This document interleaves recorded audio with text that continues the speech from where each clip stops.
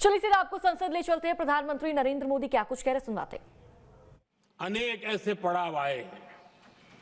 1857 का स्वातंत्र संग्राम हो, वीर भगत सिंह की शहादत का समय हो, नेताजी सुभाष बाबू का दिल्ली चलो का जयघोष हो, गांधी जी का दांडी मार्च हो, ऐसे ही पड़ावों से प्रेरणा पाकर भारत ने आजादी हासिल की। मैं प्रयागराज महाकुंभ को भी ऐसे ही एक अहम पड़ाव के रूप में देखता हूं, जिसमें जागरूक होते हुए देश का प्रतिबिंब नजर आता है।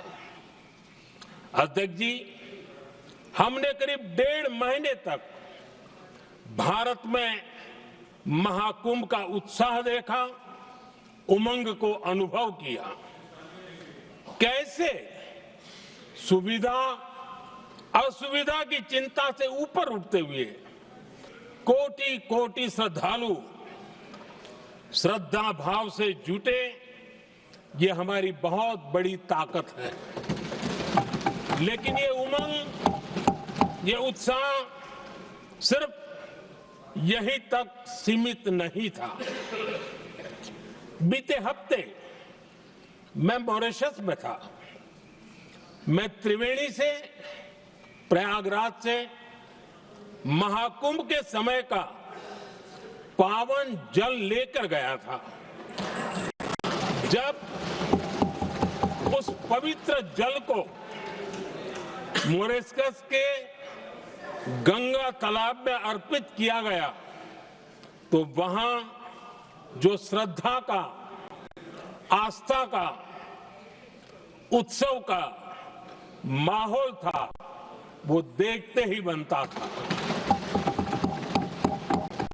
ये दिखाता है कि आज हमारी परंपरा, हमारी संस्कृति, हमारे संस्कारों को आत्मसात करने की, उन्हें सेलिब्रेट करने की भावना कितनी प्रबल हो रही है।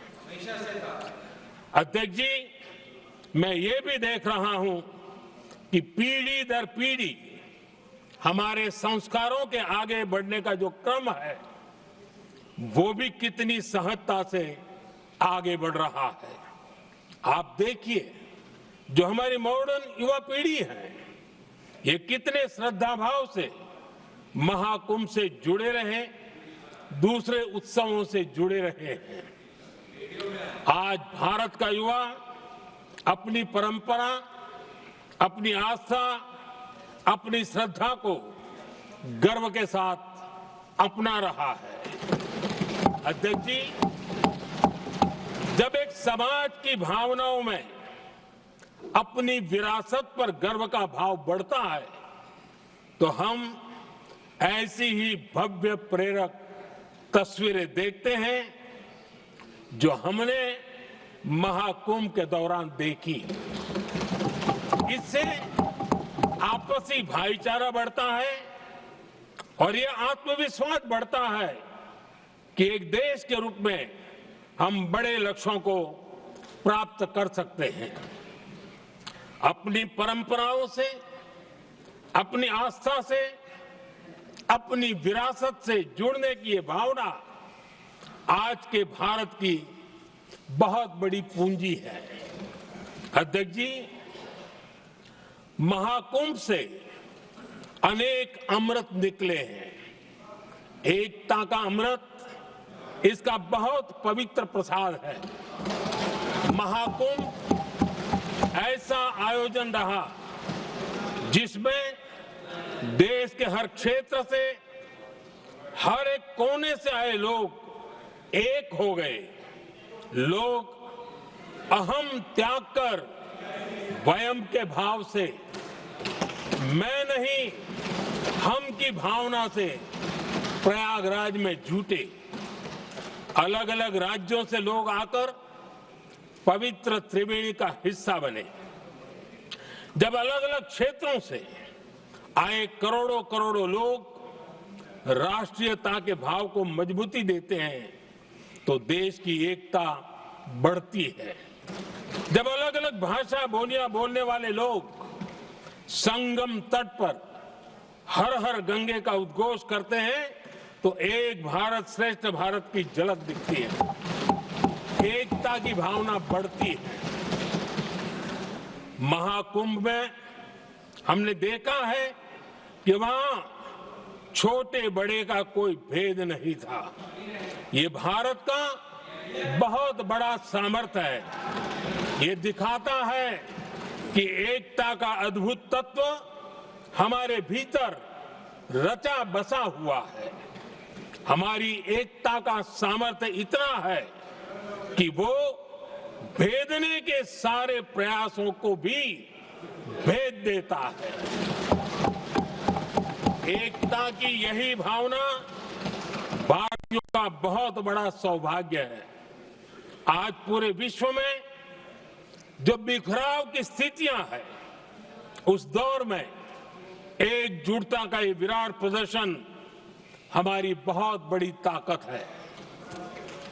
अनेकता में एकता भारत की विशेषता है, ये हम हमेशा कहते आए हैं, ये हमने हमेशा महसूस किया है और इसी के विराट रूप का अनुभव हमने प्रयागराज महाकुंभ में किया है। हमारा दायित्व है कि अनेकता में एकता की इसी विशेषता को हम निरंतर समृद्ध करते रहें। अध्यक्ष जी, महाकुंभ से हमें अनेक प्रेरणाएं भी मिली हैं। हमारे देश में इतनी सारी छोटी बड़ी नदियां हैं। कई नदियां ऐसी हैं जिन पर संकट भी आ रहा है। कुंभ से प्रेरणा लेते हुए हमें नदी उत्सव की परंपरा को नया विस्तार देना होगा।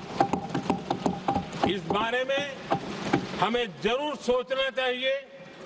इससे वर्तमान पीढ़ी को पानी का महत्व समझ आएगा, नदियों की साफ सफाई को बल मिलेगा, नदियों की रक्षा होगी। अध्यक्ष जी, मुझे विश्वास है कि महाकुंभ से निकला अमृत हमारे संकल्पों की सिद्धि का बहुत ही मजबूत माध्यम बनेगा। मैं एक बार फिर महाकुंभ के आयोजन से जुड़े प्रत्येक व्यक्ति की सराहना करता हूं। देश के सभी श्रद्धालुओं को नमन करता हूं। सदन की तरफ से अपनी शुभकामनाएं देता हूं।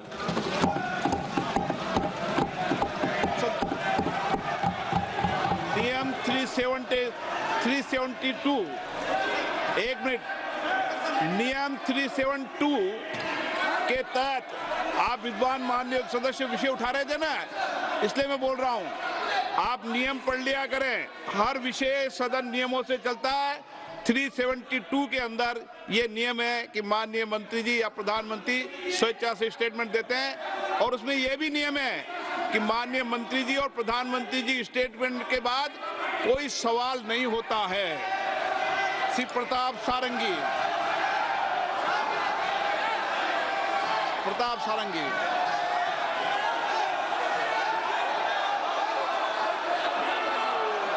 हर हर Mahadev.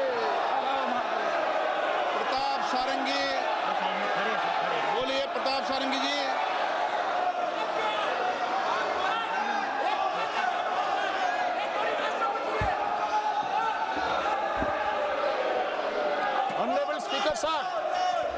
Honorable Speaker sir, I am especially thankful to you for having allowed me to participate in this discussion on demand for grants relating to Railway Department, Railway Ministry. Indian Rail is the glorious symbol of our national pride and unity. It's a symbol of our national integration. It connects the nation from east to west and north to south. This is the cheapest and most comfortable mode of travel and transport. Under the सदन नियमों से चलता है। Prime Minister, जब नियमों में परिवर्तन करना है तो and the प्रश्नकाल leadership of our Rail Minister, Shri Ashwini Vaishnav ji, it is marching ahead with great speed. from different angles. This is a revolutionary budget. This is a budget with a great vision and result to transform the entire railway system. Development of railway ministry over the next 4-5 years shall be to the tune of 4.6 trillion rupees. A very bold and ambitious development program. Expansion of the infrastructure is very strong. This budget is an inspiring document which promotes confidence and commitment, hope and aspiration, dream and potentiality. I have to thank three persons. First, our Honorable Visionary Prime Minister, under whose able guidance and leadership, our nation in general and Indian Railways in particular has reached such heights of development which any nation can be proud of. Second, our Finance Minister, whose prudence is preparing this budget, deserves special praise. Third, our Honorable Land Minister.